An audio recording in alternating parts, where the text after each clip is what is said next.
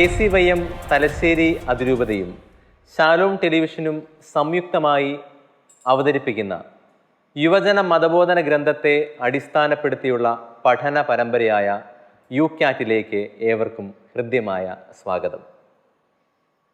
ഈ പ്രോഗ്രാമിൽ യുവജനങ്ങളുടെ സംശയങ്ങൾക്ക് ഉത്തരം നൽകുവാനും വ്യക്തമായ ധാരണകൾ പുലർത്തുവാൻ വേണ്ടി നമ്മുടെ കൂടെയുള്ളത് തലശ്ശേരി അതിരൂപതയുടെ ആദരണീയനായ മെത്രാപ്പൊലീത്ത അഭിവന്ദ്യ ജോസഫ് പാമ്പ്ളാനി പിതാവാണ്.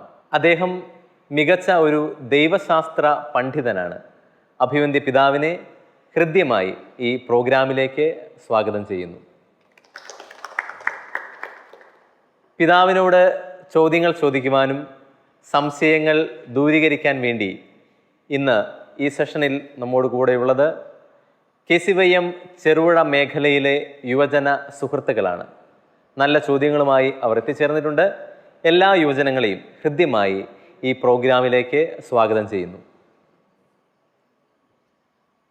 കഴിഞ്ഞ സെഷനിൽ മനുഷ്യജീവൻ്റെ മഹത്വത്തെക്കുറിച്ചും മനുഷ്യൻ സഹജീവികളോട് പെരുമാറേണ്ടത് എങ്ങനെയാണെന്നുള്ള കാര്യമാണ് നമ്മൾ ചർച്ച ചെയ്യുകയും പഠിക്കുകയും ചെയ്തത്. ഈ എപ്പിസോഡിൽ മനുഷ്യജീവൻ ഈശോയുടെ ജീവൻ്റെ തുല്യ മഹത്വമുള്ളതാണെന്നും ഈശോയുടെ ദൈവത്വത്തിൻ്റെ പൂർണ്ണതയിലേക്കും ഈശോയുടെ മനുഷ്യജീവൻ്റെ മഹത്വത്തിലേക്കും എങ്ങനെയാണ് വളരേണ്ടതെന്ന കാര്യം നമ്മൾ കാണുകയാണ്, പഠിക്കുകയാണ്. പിതാവെ, ആദ്യ ചോദ്യവുമായി എത്തുന്നത് റിയയാണ്. നമുക്ക് റിയയെ ശ്രവിക്കാം. പിതാവേ, എൻ്റെ പേര് റിയ. എൻ്റെ ചോദ്യം ഇതാണ്: ദൈവത്തിൻ്റെ പുത്രനായ യേശു യഥാർത്ഥത്തിൽ സത്യപൂർണനായ മനുഷ്യനാണെന്ന് യുവജന മതബോധന ഗ്രന്ഥം പഠിപ്പിക്കുന്നുണ്ടല്ലോ. അപൂർണനായ മനുഷ്യന് യേശുവിനെ പോലെ പൂർണ്ണമായ മനുഷ്യത്വം നേടിയെടുക്കാൻ കഴിയുമോ? യെസ്, യുവജന മതബോധന ഗ്രന്ഥത്തിലൊരു പ്രസ്താവനയെക്കുറിച്ചാണ് റിയയുടെ ചോദ്യം. അതായത് ദൈവപുത്രനായ ഈശോ പൂർണ്ണ മനുഷ്യനാണ്. യേശുവിൻ്റെ മനുഷ്യത്വവും പൂർണ്ണതയുള്ളതാണ്, യേശുവിൻ്റെ ദൈവത്വവും പൂർണ്ണതയുള്ളതാണ്. ഈശോയുടെ ദൈവത്വവും മനുഷ്യത്വവും ഒരുപോലെ സമ്പൂർണമായി ഏകമായി ലയിച്ചിരിക്കുന്നു ഈശോ മിശിഹായിൽ. അതാണ് ഈശോയെക്കുറിച്ചുള്ള വലിയ രഹസ്യം. ആ രഹസ്യത്തിൻ്റെ വെളിച്ചത്തിലാണ് റിയ ചോദിക്കുക, ഒരു സാധാരണ മനുഷ്യന് ഈശോയെപ്പോലെ പൂർണ്ണനാകാൻ നമുക്ക് സാധിക്കുമോ? ഇതാണ് അല്ലേ? ഗിരിപ്രഭാഷണത്തിൽ ഈശോ പറയുന്നുണ്ട്, നിങ്ങളുടെ സ്വർഗസ്ഥനായ പിതാവ് പരിപൂർണനായിരിക്കുന്നത് പോലെ നിങ്ങളും പരിപൂർണരായിരിക്കും, അല്ലേ? അതായത് ഈ പൂർണ്ണത എന്ന് പറയുന്നത് അസാധ്യമായ കാര്യമായിട്ടല്ല വിശുദ്ധ ഗ്രന്ഥം പറയുക. പൂർണ്ണത മനുഷ്യന് എത്തിപ്പിടിക്കാവുന്നത് തന്നെയാണ്. ഒരേ ഒരു വ്യവസ്ഥയേ ഉള്ളൂ. സമ്പൂർണനായ ദൈവത്തിൻ്റെ കരം പിടിച്ചുകൊണ്ടാണ് നമ്മുടെ യാത്രയെങ്കിൽ നമ്മളും പൂർണ്ണതയിൽ എത്തിച്ചേരും. പൂർണ്ണതയിൽ എത്താൻ പറ്റുമോ എന്ന ചോദ്യത്തിൻ്റെ വളരെ ലളിതമായ ഉത്തരം മനുഷ്യന് സ്വർഗത്തിൽ പോകാൻ പറ്റുമോ എന്ന് ചോദിക്കുന്നതിന് തുല്യമാണ്, അല്ലേ റിയ? സ്വർഗത്തിൽ പോയ ആരുടെയെങ്കിലും ഒരാളുടെ പേര് പറഞ്ഞറിയ? പരിശുദ്ധ കന്യകാമറിയം. പരിശുദ്ധ കന്യകാമാതാവ് ഒരു മനുഷ്യ വ്യക്തിയായിരുന്നു, അല്ലേ? വേറൊരാളുടെ പേര് പറഞ്ഞേ. വിശുദ്ധരായി കേരളത്തിൽ നിന്നുള്ള ആരാ ഉള്ളേ? വിശുദ്ധ അൽഫോൻസാമ്മ. വിശുദ്ധ അൽഫോൻസാമ്മ സ്വർഗത്തിൽ പോയി, അല്ലേ? അപ്പോൾ സ്വർഗത്തിൽ എത്തുക എന്ന് പറഞ്ഞാൽ പൂർണ്ണതയിൽ എത്തുക എന്ന് തന്നെ അർത്ഥം, അല്ലേ? അതെ. അപ്പോൾ മനുഷ്യന് ആ പൂർണ്ണതയിൽ എത്താൻ പറ്റുമോ എന്ന് ചോദിച്ചാൽ പറ്റുമോ? പ്രിയയുടെ അഭിപ്രായം എന്താ?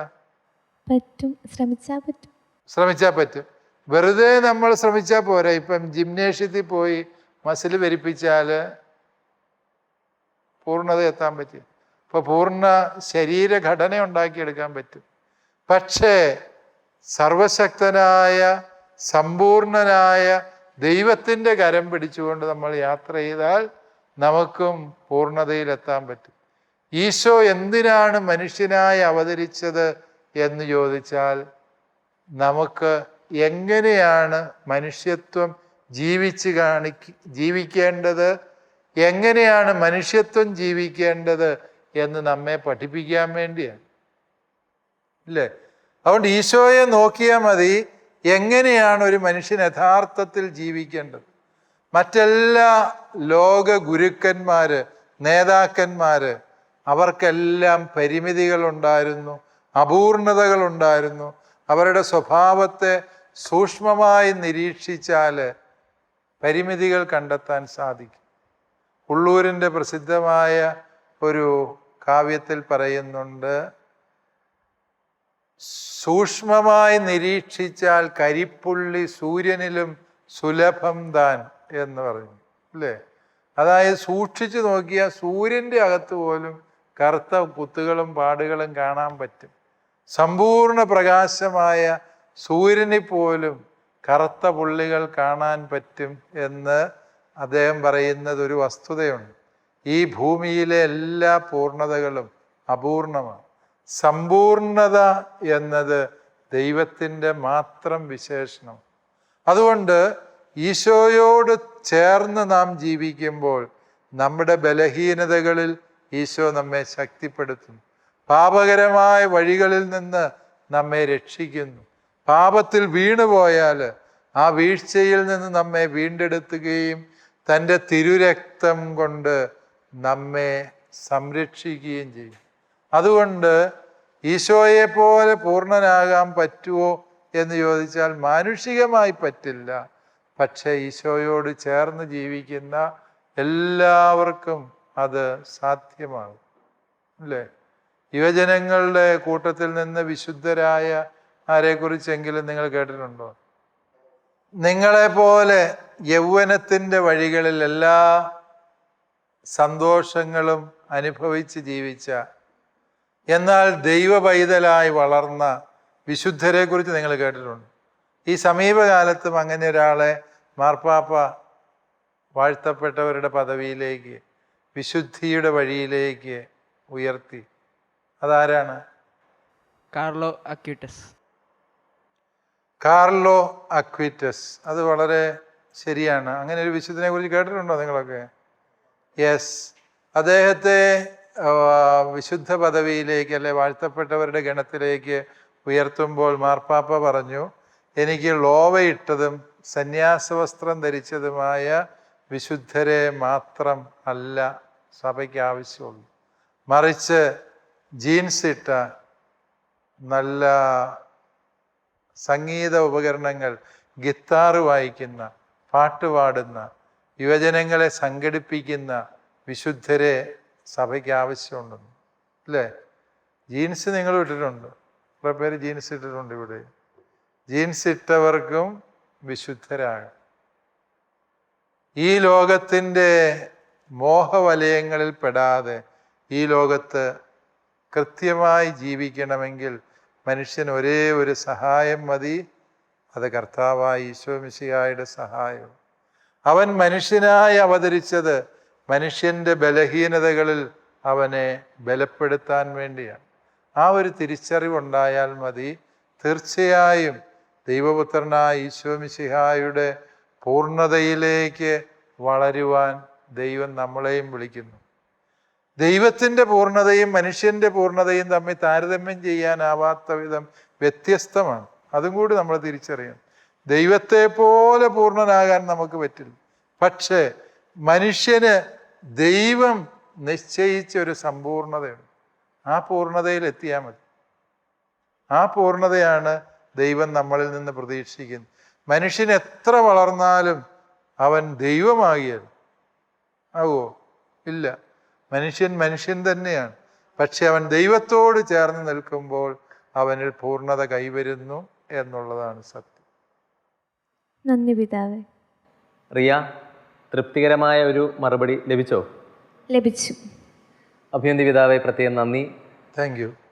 ഈശോ മിശിഹായെ മാതൃകയായി സ്വീകരിച്ച് ഈ ഭൂമിയിൽ മിശിഹായെ അനുകരിച്ച് പരിശുദ്ധിയിലേക്ക് വളരാമെന്ന പ്രത്യാശ നിറഞ്ഞ ഒരു ഉത്തരം നൽകിയതിന് പ്രിയപ്പെട്ട പിതാവിന് പ്രത്യേകം നന്ദി. നമുക്ക് രണ്ടാമത്തെ ക്വസ്റ്റ്യനിലേക്ക് പോവാം. ആരാണ് ചോദ്യം ചോദിക്കുന്നത്? ഓക്കെ.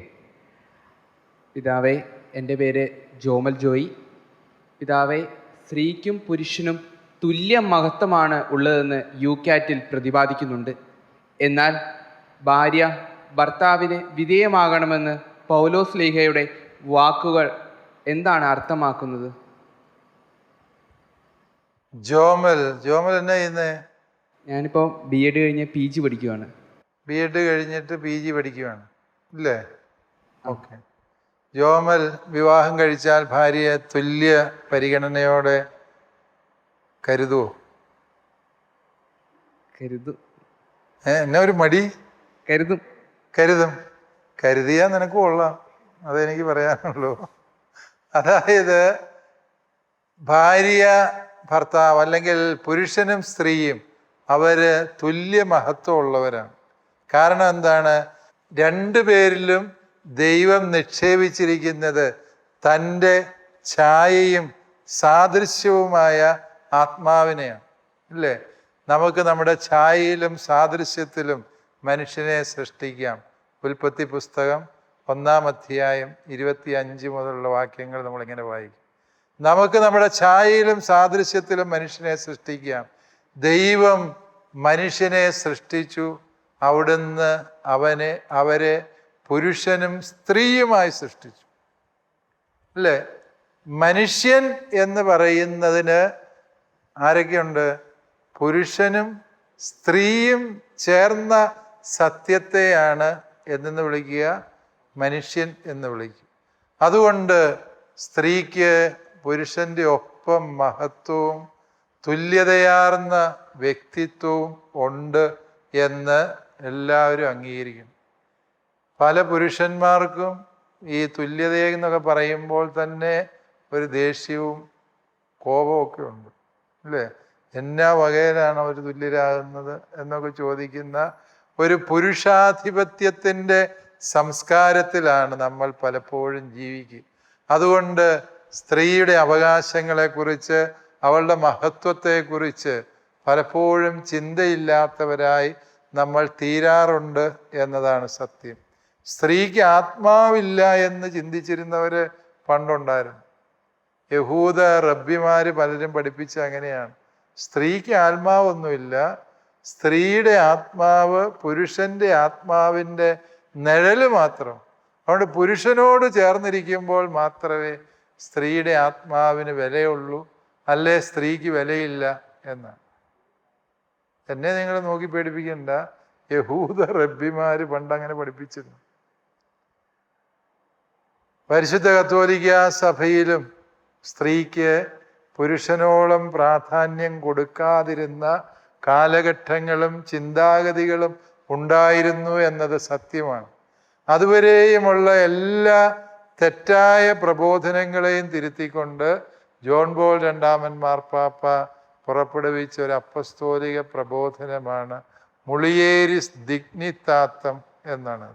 മുളിയേരിസ് എന്ന് പറഞ്ഞാൽ ലത്തീൻ ഭാഷയിൽ സ്ത്രീകളുടെ ദിഗ്നിത്താത്തം എന്ന് പറഞ്ഞാൽ മഹത്വം, സ്ത്രീകളുടെ മഹത്വം എന്നൊരു അപ്പസ്തോലിക പ്രബോധനം മാർപ്പാപ്പ പുറപ്പെടുവിക്കുകയുണ്ട്.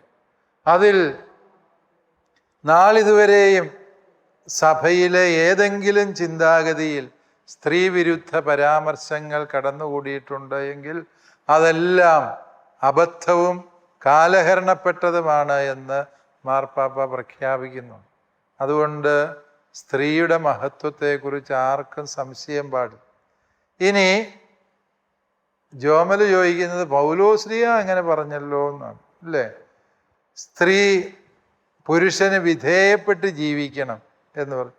പൗലോസ്ലീഹ അത് മാത്രമല്ലല്ലോ പറഞ്ഞത്, അതിന് മുമ്പ് പറഞ്ഞത് എഫേസ്യ ലേഖനം 5-ാം അധ്യായം 20 മുതലുള്ള വാക്യങ്ങളിലാണ് ഈ വചനമുള്ളത്. നിങ്ങളൊക്കെ കല്യാണം കഴിക്കുമ്പോൾ അന്ന് നിങ്ങൾ വായിച്ച് കേൾക്കുന്ന ലേഖനഭാഗം ഇതാണ്. അന്ന് നിങ്ങൾക്ക് ഒന്നും കേൾക്കാൻ പറ്റിയ മാനസികാവസ്ഥയിലായിരിക്കുകയില്ല, പക്ഷെ ഈ വചനമാണ് അന്ന് വായിക്കുക. ആ ലേഖനഭാഗത്ത് ഇങ്ങനെ പറയുന്നുണ്ട്, മിശിഹായും സഭയും തമ്മിലുള്ള ബന്ധം പോലെയാണ് ഭാര്യയും ഭർത്താവും തമ്മിലുള്ള ബന്ധം. തൻ്റെ സഭയെ കറയോ ചുളിവോ ഇല്ലാത്തവളാകുവാൻ അവൾക്ക് വേണ്ടി ജീവൻ അർപ്പിക്കുന്നവനാണ് ക്രിസ്തു. അതുപോലെ ഭർത്താവ് ഭാര്യയ്ക്ക് വേണ്ടി ജീവൻ അർപ്പിക്കണം എന്ന് പൗലോസ്ലീഹ പറഞ്ഞു. പൗലോസ്ലീഹയുടെ ഭാഷയിൽ ഈ ഭാര്യയും ഭർത്താവിൻ്റെ ധർമ്മങ്ങൾ പറഞ്ഞപ്പോൾ ഇതിൽ ആരുടെ ധർമ്മമാണ് കൂടുതൽ ശ്രമകരമായത് ജോമേലെ? രണ്ടുപേരും തുല്യരാണ് എന്നൊരു കോൺസെപ്റ്റിലേക്കാണ് എത്തിയത്. പക്ഷെ ഭർത്താവിനോട് എന്നാ ചെയ്യണമെന്ന് പറഞ്ഞ ഭാര്യയ്ക്ക് വേണ്ടി ജീവൻ അർപ്പിക്കണമെന്ന് പറഞ്ഞു. തല പോകുന്ന പണിയാ പറഞ്ഞു. ഭാര്യയോട് എന്നാ പറഞ്ഞത്? ഇച്ചിരി അടങ്ങി ഒതുങ്ങിയൊക്കെ ജീവിച്ചാൽ മതി എന്ന്. ഇതിലേതാണ് ബുദ്ധിമുട്ടുള്ള പണി? ഭർത്താവിൻ്റെതാണ് അല്ലേ? പൗലോസ്ലീഹ അതുകൊണ്ട് സ്ത്രീ വിരോധമല്ല പറയുന്നത്, രണ്ടുപേരുടെയും ഉത്തരവാദിത്തങ്ങളെ കുറിച്ചാണ് പറയുന്നത്. ഇനി വിധേയപ്പെടുക എന്ന് പറഞ്ഞാൽ അതെന്തോ വളരെ മോശമായൊരു പദമാണ് എന്ന് നിങ്ങൾ യുവജനങ്ങൾക്ക് ഒരു പൊതുവായ തോന്നലുണ്ട്.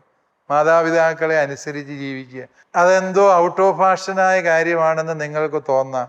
പക്ഷേ നിങ്ങൾ ഏറ്റവും വലിയ കൂട്ടായ്മയായ പരിശുദ്ധ ത്രിത്വത്തെക്കുറിച്ച് ചിന്തിച്ച്, പിതാവും പുത്രനും പരിശുദ്ധാത്മാവും സത്തയിൽ ഏകമായ കൂട്ടായ്മയാണ്, തുല്യരാണ് അല്ലേ? ദൈവത്വത്തിൻ്റെ സത്തയിൽ ഒന്നായിരിക്കുന്ന 3 വ്യക്തികൾ. ആ കൂട്ടായ്മയെക്കുറിച്ച് ഈശോ പറയുന്ന എന്താണ്? പിതാവ് എല്ലാ കാര്യങ്ങളും എന്നെ ഏൽപ്പിച്ചിരിക്കുന്നു. പുത്രനാകട്ടെ എല്ലാ കാര്യങ്ങളിലും പിതാവിന് വിധേയപ്പെട്ടിരിക്കുന്നു. പിതാവിൻ്റെ ഹിതമല്ലാതെ മറ്റൊന്നും പുത്രൻ ചെയ്യുന്നില്ല എന്ന് അല്ലേ? വിധേയപ്പെടുക എന്ന് പറയുന്നത് എന്തോ ഒരു മോശം കാര്യമാണ് എന്ന് സ്ത്രീകളും ചിന്തിക്കാൻ പാടില്ല, പുരുഷന്മാരും ചിന്തിക്കാൻ പാടില്ല. സ്ത്രീ പുരുഷന് വിധേയപ്പെട്ട് ജീവിക്കുന്നത് പോലെ പലപ്പോഴും സ്ത്രീയുടെ താല്പര്യങ്ങൾക്കും അവളുടെ ഇഷ്ടങ്ങൾക്കും വിധേയപ്പെട്ട് ഭർത്താവും ജീവിക്കണം.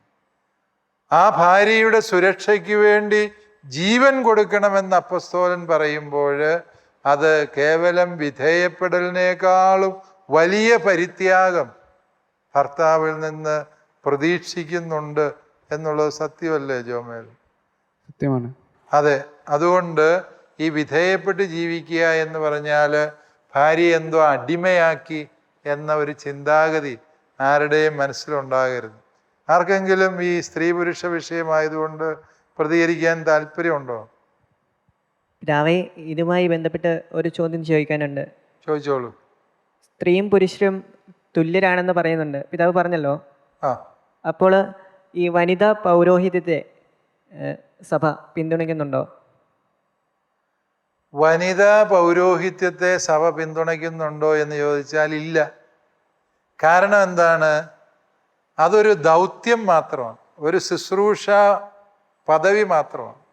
സഭയിലെ ഏറ്റവും വലിയ പദവി എന്ന് പറയുന്നത് ഏതാണ്? പൗരോഹിത്യമല്ല, മെത്രാൻപട്ടമല്ല, മാർപ്പാപ്പായുടെ പദവിയല്ല. സഭയിലെ ഏറ്റവും വലിയ സ്ഥാനം എന്നതെന്താണ്? വിശുദ്ധ പദവിയാണ്. ഈ മഹോന്നതമായ വിശുദ്ധ പദവി സ്ത്രീകൾക്ക് ലഭിക്കുന്നുണ്ടോ സഭയിൽ? സഭയിൽ ഒട്ടേറെ സ്ത്രീകൾ വിശുദ്ധ പദവി അലങ്കരിച്ചതായിട്ട് നമുക്ക് കാണാനായിട്ട് സാധിക്കും. കേരളത്തിൽ നിന്ന് അൽഫോൻസാമ വിശുദ്ധ പദവിയിലേക്ക് എത്തിച്ചേർന്ന ഒരു വനിതയാണ്. അൽഫോൻസാമ മാത്രമല്ല, കേരളത്തിൽ നിന്നുള്ള വിശുദ്ധരിൽ വലിയ ഭൂരിപക്ഷം സ്ത്രീകൾക്കാണ്. അൽഫോൻസാമയായി, എവുപ്രാസ്യാമയായി, മറിയം ത്രേസ്യാമയായി. ഒരു പുരുഷനെ ഇതുവരെയും പറഞ്ഞിട്ടുള്ളൂ. ആരാ? ശാവറപിതാവ്. ശാവറപിതാവിൻ്റെ കാര്യം മാത്രമേ ഉള്ളൂ പുരുഷന്മാരുടെ ഗതത്തിൽ വിശുദ്ധ പദവിയിലെത്തിയത്. ഈ പൗരോഹിത്യം എന്ന് പറയുന്നത് അതിനെ നമ്മളുടെ സാംസ്കാരിക പശ്ചാത്തലത്തിൽ അതിന് എന്തോ വലിയ പ്രാധാന്യം കൽപ്പിക്കപ്പെടുന്നത് കൊണ്ടാണ് നമ്മൾ അങ്ങനെ ചിന്തിക്കുന്നത്. ഏതെങ്കിലും ആൺകുട്ടി എന്നെ സിസ്റ്ററാക്കുന്നില്ല എന്ന് പറഞ്ഞ് പിണങ്ങാറുണ്ടോ? ഇല്ല, ഇല്ലേ? അത് ഓരോരുത്തരും ഈശോയെ അനുഗമിക്കുന്നതിന് വേണ്ടിയുള്ള വഴികളിലെ വ്യത്യാസം മാത്രമേ ഉള്ളൂ. അതുകൊണ്ട് വനിതാ പൗരോഹിത്യം എന്തുകൊണ്ട് സഭയിലില്ല എന്ന് ചോദിച്ചാൽ അതിനൊരൊറ്റ ഉത്തരവേ സഭയ്ക്ക് പറയാനുള്ളൂ. ഈശോ മിശിഹ 12 അപ്പസ്തോലന്മാരെ തിരഞ്ഞെടുത്തപ്പോൾ അതിൽ വനിതകൾ ഉണ്ടായിരുന്നില്ല. ഈശോ അന്നത്തെ ചിലർ പറയാറുണ്ടോ, അന്നത്തെ കാലത്തെ സംസ്കാരത്തിൽ സ്ത്രീകൾക്ക് പ്രാധാന്യം ഉണ്ടായിരുന്നില്ലല്ലോ, അതുകൊണ്ട് ഈശോ അവരെ തിരഞ്ഞെടുക്കാതിരുന്നതാണ്. അല്ല, ഈശോ ആ സംസ്കാരത്തിൻ്റെ പരിമിതികളെ എല്ലാം അതിജീവിച്ചവനാണ്. എന്ന് മാത്രമല്ല, ഒരു സ്ത്രീക്ക് ഈ ഭൂമിയിൽ മനുഷ്യന് ചിന്തിക്കാനാവാത്തത്ര മഹോന്നതമായ സ്ഥാനം നൽകിയവനാണ്. ഏതാണ്? ദൈവത്തിൻ്റെ അമ്മ എന്ന് വിളിക്കപ്പെടാനുള്ള ഭാഗ്യം ആർക്ക് കിട്ടി? പരിശുദ്ധ കന്യാമാതാവിന് കൊടുത്തു, അല്ലേ? സ്ത്രീയോട് വിശുദ്ധ ഗ്രന്ഥം രക്ഷാകര പദ്ധതിയിൽ സ്ത്രീക്കുള്ള അതുല്യമായ സ്ഥാനം നോക്ക്.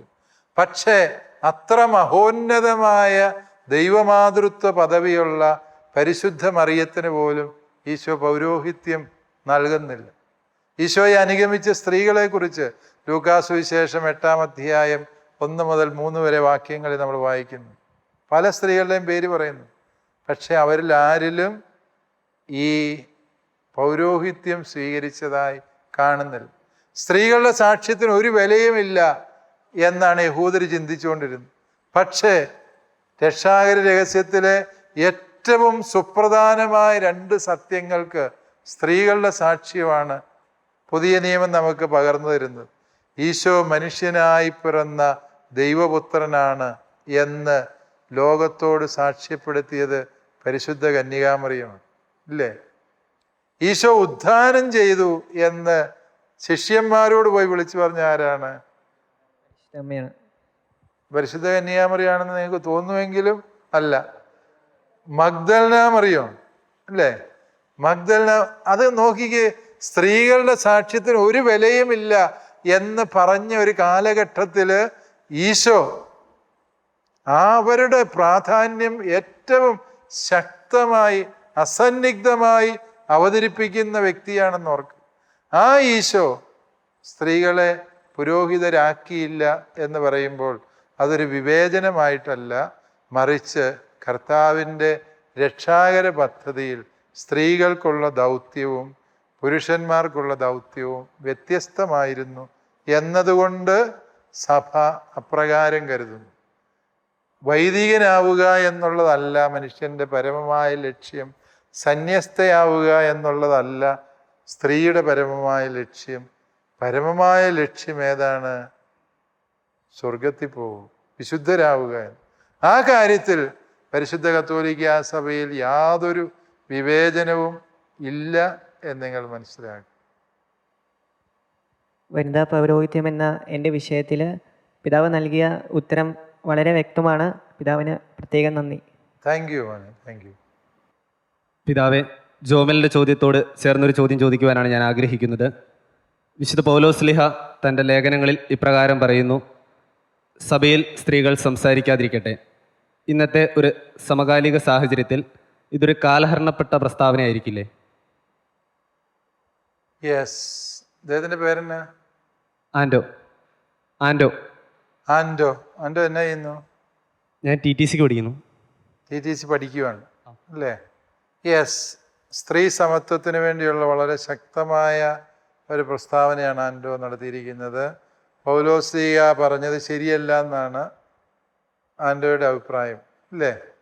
ആൻഡോ, ഇത് പൗലോസ്ലീഹ ഒരു സമൂഹത്തോട് എഴുതുമ്പോൾ പറയുന്ന ഒരു പ്രസ്താവനയാണ്.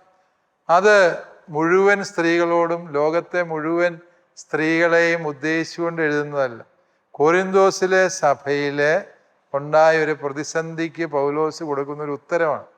എന്താണ് പ്രശ്നമെന്ന് ചോദിച്ചാൽ, പൗലോസ്ലീഹായും കൊറിന്തോസിലെ സഭയും തമ്മിൽ വളരെ സ്നേഹത്തിലും കൂട്ടായ്മയിലുമാണ്. അങ്ങനെ ഇരിക്കവേ പൗലോസ്ലീഹ കൊറിന്തോസിൽ ഇല്ലാതിരുന്ന സമയത്ത് ചില വ്യാജ അപ്പസ്തോലന്മാർ ചെന്ന് ഇവിടെ പ്രചാരിപ്പിച്ചു, ഈ പൗലോസ് വ്യാജനാണ്, അവൻ ഈശോയെ കണ്ടിട്ടുമില്ല കേട്ടിട്ടുമില്ല, അവൻ്റെ വാക്ക് കേട്ട് നടന്നാൽ നമ്മളെല്ലാം നശിച്ചു പോകും, അതുകൊണ്ട് നമുക്ക് പൗലോസ്ലീഹായെ തള്ളിപ്പറയാം. പൗലോസ്ലീഹായ്ക്കെതിരായി പറയപ്പെട്ട ഈ വ്യാജ ആരോപണം വിശ്വസിച്ച് ഒരു പറ്റം ചേടത്തിമാർ, ഒരു 10-15 ചേടത്തിമാർ, നമ്മുടെ ഒരു മാതൃസംഘം പോലെ ഒരു സംഘം ചേടത്തിമാർ ഇങ്ങനെ വീടുകളിൽ കയറി ചെന്ന് ശ്ലീഹ കള്ളനാണ്, വ്യാജനാണ്, അയാളെ വിശ്വസിക്കരുത് എന്ന് പറഞ്ഞ് പൗലോസ്ലീഹയ്ക്കെതിരായി പ്രചാരണം നടത്തി. അവരോടാണ് പൗലോസ്ലീഹ ഉത്തരം പറയുന്നത്. മനസ്സിലായോ? ആദ്യം വഴിതെറ്റിയത് സ്ത്രീക്കാണെന്ന് നിങ്ങൾ ഓർത്തോണം. അത് ലോകത്തെ സർവ്വ പെണ്ണുങ്ങളോടുമല്ല. സ്ത്രീ തലയിൽ മുണ്ടിട്ടുകൊണ്ട് നടക്കട്ടെ, തലയിൽ തുണിയിട്ട് നടക്കണം, സ്ത്രീ സഭയിൽ മിണ്ടാതിരിക്കുന്നതാണ് നിനക്ക് നല്ലത് എന്നൊക്കെ പറയുന്നത് ആ ഒരു പ്രത്യേക സാഹചര്യത്തിലെ ആ പ്രത്യേക വിഭാഗം, ഈ 15 സംഘത്തിനെതിരായിട്ട് ശ്ലീഹ നടത്തുന്ന ചില പ്രബോധനങ്ങളാണ്.